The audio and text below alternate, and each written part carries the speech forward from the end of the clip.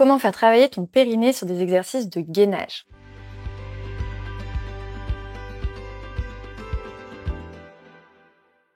Je m'appelle Alexa Cornu, je suis préparateur physique et experte en physiologie féminine formée à la rééducation abdominopelvienne. Dans cette vidéo, je vais t'expliquer comment synchroniser ta respiration avec le travail de ton périnée. Mais avant ça, sache que les exercices que je vais te proposer dans cette vidéo font partie d'un guide, qui est gratuit, qui contient 10 séances complètes de rééducation abdominopelvienne qu'on a créé avec Julie. Tu peux télécharger ce guide gratuitement en cliquant sur le lien dans la description de cette vidéo. Et puis n'oublie pas de t'abonner à la chaîne pour être au courant à chaque fois qu'on sort une nouvelle vidéo. Alors pourquoi est-ce que c'est important de savoir comment faire travailler son plancher pelvien dans la position de gainage, dans les positions où on est en statique? Pour ça, je t'invite d'abord à visionner la vidéo où je te donne la différence entre la respiration abdominale et la respiration thoracique, puisque dans cette vidéo, le gainage sera en rapport avec la respiration thoracique qui est très différente de la respiration abdominale, où là, on va venir relâcher les abdominaux. Quand on fait un gainage, on ne peut pas se permettre de relâcher les abdominaux. Et donc, il va falloir les garder engagés tout en travaillant le périnée, mais surtout en respirant, parce qu'on ne peut pas faire une minute de gainage en arrêtant de respirer. Et donc, c'est important de dissocier les deux respirations pour comprendre. Maintenant, je vais te montrer concrètement à quoi ça ressemble. Alors, pour te mettre dans cette position de gainage, dans un premier temps, on va s'installer. Tu vas venir sur les coudes, tu tends une jambe, l'autre jambe, tu descends les fesses pour avoir l'alignement entre les épaules, ton bassin et tes chevilles. Ensuite, tu poses les genoux au sol. Attention, quand tu poses les genoux au sol, de pas venir descendre le bassin, de garder le bassin au niveau des épaules. Quand tu es dans cette position-là, les muscles des abdominaux vont s'activer naturellement, mais ça va être important de venir engager aussi le transverse, le plancher pelvien, en cherchant l'aspiration de tes muscles profonds, en gardant bien les épaules au-dessus de tes coudes. Donc, tu vas venir engager tes muscles profonds et respirer dans les côtes. Tu inspires par le nez et la cage thoracique se gonfle et tu expires par la bouche en venant resserrer les côtes.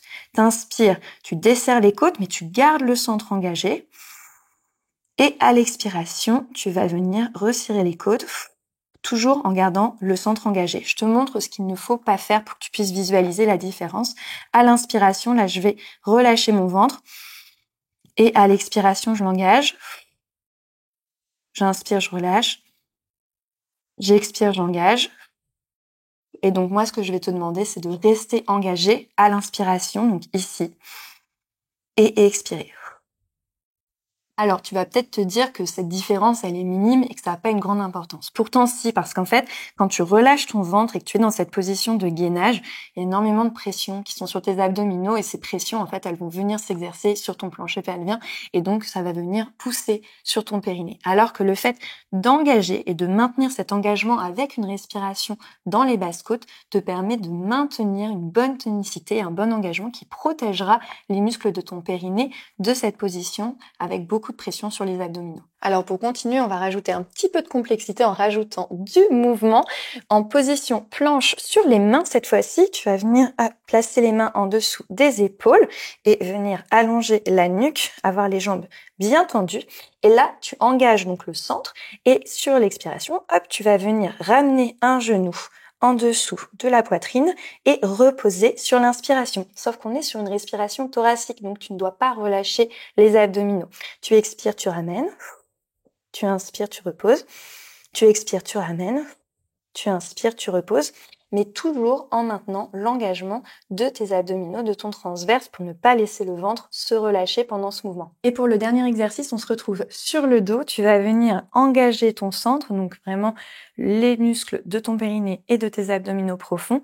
Ensuite, tu vas venir te positionner en tablette. Cette position en tablette génère beaucoup de tension sur tes abdominaux et donc c'est important de garder l'engagement du centre. Si tu veux maintenir cette position pendant plusieurs secondes, il va falloir que tu sois capable de respirer, d'où l'importance de la respiration thoracique dans cette position.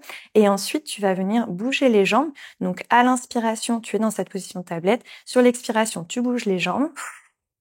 T'inspires tablette, expiration de l'autre côté et à aucun moment tu ne dois relâcher le centre. Il reste tout le temps engagé. Le seul moment où tu peux totalement le relâcher, c'est une fois que les deux jambes sont revenues au sol et là tu peux relâcher le centre avec une respiration abdominale et donc voir la différence entre la respiration thoracique et abdominale. J'espère que tu as bien compris la différence du coup entre la respiration abdominale et la respiration thoracique et l'intérêt d'utiliser la respiration thoracique quand il y a des pressions abdominales.